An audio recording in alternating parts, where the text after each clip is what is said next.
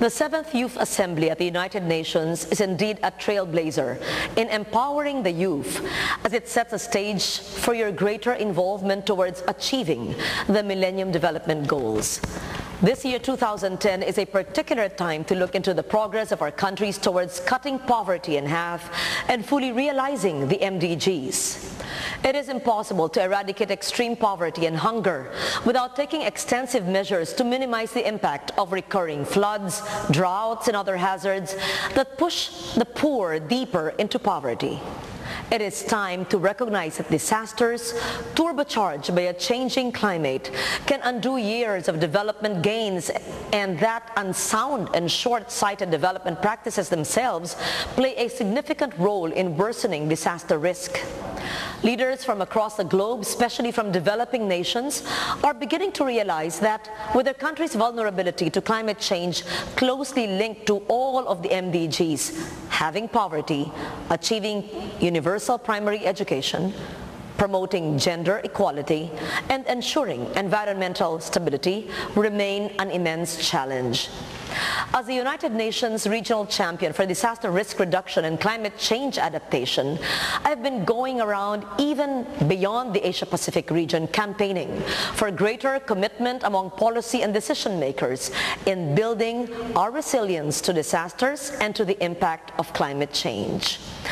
In international climate talks, I persistently push for climate justice, urging industrialized nations to commit deeper cuts in their greenhouse gas emissions and to support adaptation work in vulnerable nations who have the least responsibility for having caused the climate crisis and have the least capacity to deal with its impact. Climate change affecting our fundamental right to life, food, potable water, shelter, and security is a real-life and real-time crisis in my country, the Philippines. Through the Philippine Climate Change Act of 2009, which I principally authored and sponsored in the Senate, climate change responses were legislated. In the Philippine Senate, we have institutionalized a committee on climate change, which I chair, to ensure the implementation of laws as well as the sustainability of initiatives for climate change adaptation. Beyond the halls of the Senate, I run a nationwide awareness and education campaign on climate change.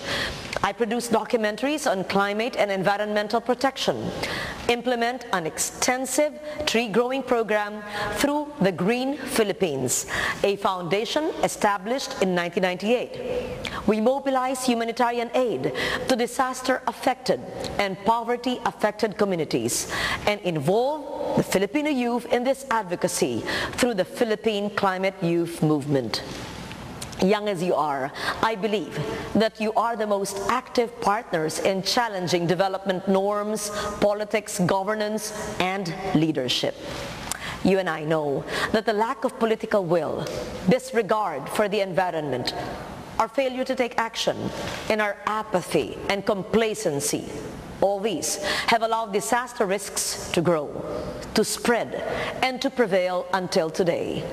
Fundamentally, leaders must rethink development, the kind of development that transcends traditional economic yardsticks, such as GDP, and the kind founded on sustainability and socio-economic progress, ecosystems protection, and good governance.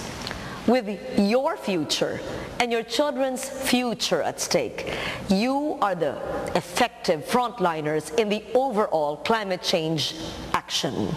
Youth climate movements emerging in various parts of the world and influencing policy are a testament to this. With your talent, enthusiasm, and passion, I trust that you will be my staunch partners in raising awareness, mobilizing direct action, and promoting solutions to climate change.